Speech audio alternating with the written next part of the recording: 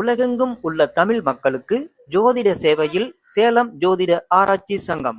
தமிழ் உலகின் ஜோதிட ஜோதி Salem online astro TV.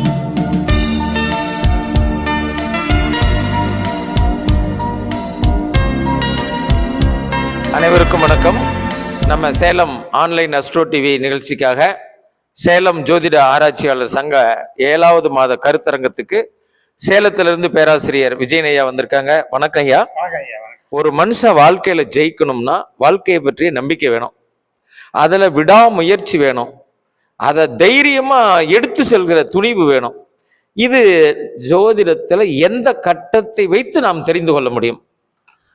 ஐயா, மொத்தத்துல தகுதி வேணும்னா 3ஆம் பாவம். 3ஆம் பாவம், அந்த பாவத்துல 3ஆம் பாவம் கிரகத்துல செவ்வாய்.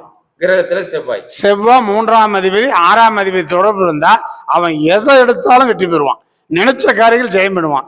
3, 6 செவ்வாய் தொடர்பு இருந்தால் போட்டி பந்தயங்கள் வெற்றி பெறுவான். அவன் எந்த காரியத்தை துணிச்சல செய்வான், முயற்சியுடையான் நிகழ்ச்சியுடையானாங்க. 3ஆம் பாவம் நல்லா இருந்தா அவன் முயற்சி பண்ணுவான், எந்த காரியத்தையும் வெற்றி பெறுவான்.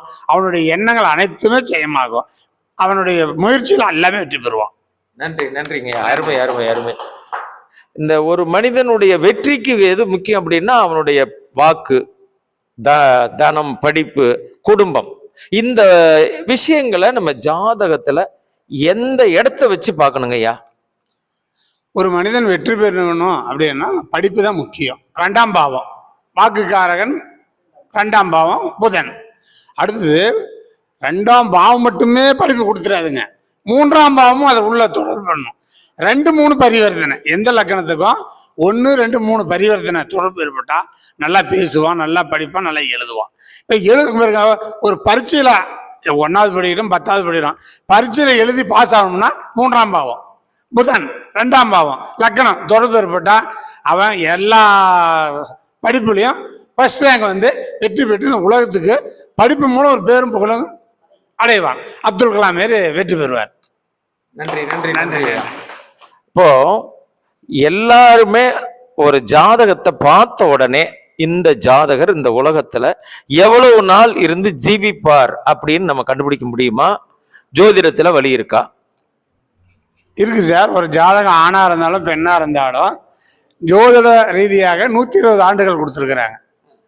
ஆனால் 120 ஆண்டுகள் எல்லாம் வாழ்றாங்கன்னா இது வரைக்கும் ஏதோ 1, 2 வாழ்றாங்க. அப்படி அமையப்பட்டிருக்குது. சரி, அது அவ்வளோ கூட வேண்டாங்க. ஒரு 80 வருஷம், ஒரு 90 வருஷம் வாழ முடியுமா அப்படின்னு பார்த்தீங்கன்னா வாழலாம். அதுக்கெல்லாம் எப்படி இருக்கணும்னா லக்னம் சரத்தில் இருக்கணும், லக்ன சரலக்கணத்தில் இருக்கணும், லக்ன சரலக்கணத்தில் இருக்கணும், ராசி சரலக்கணத்தில் இருக்கணும், 8ஆம் அதிபதி சரலக்கணத்தில் இருக்கணும், ஆயுள்காரன் சரலக்கணத்தில் இருக்கணும். இப்படிலாம் இருந்தால் கண்டிப்பாக 90 வருஷம் வந்துடுவாங்க.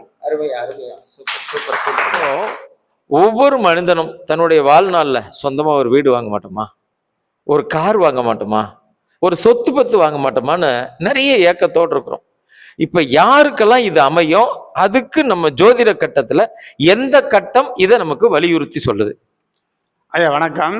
ஒரு மனிதனுக்கு சொத்துன்னு சொன்னீங்கன்னா வீடு, வண்டி, வாகனம், நிலபலம், நகை, பொன் பொருள் இது அனைத்தும் நிறைஞ்சிருக்கணும்னா 4ஆம் பாவம். 4ஆம் பாவம் இதில் 4ஆம் பாவம் பூமிக்காரகன்னு சொல்லக்கூடிய செவ்வாயும் துணை புரியணும். 4ஆம் அதிபதி பலம் பெற்று செவ்வாயும் பலம் பெற்றால் அவனுக்கு வீடு, வண்டி, வாகனம், மண்மனைகள், சொத்து, கோடீஸ்வரனாக வாழ்வான். சொத்து பத்தோடு நிறைய வாழ்வான். அதுக்கு 4ஆம் பாவமும் செவ்வாயும் சப்போர்ட் பண்ணும். அது 2 கிரகம் நல்லா இருந்தால் அவன் இந்த ஜாதக இந்த ஒரு பூமியில பிறந்ததுனால அவன் சொத்துக்கு அதிபதினு சொல்லுவாங்க. அருமை அருமை. நன்றி நன்றி.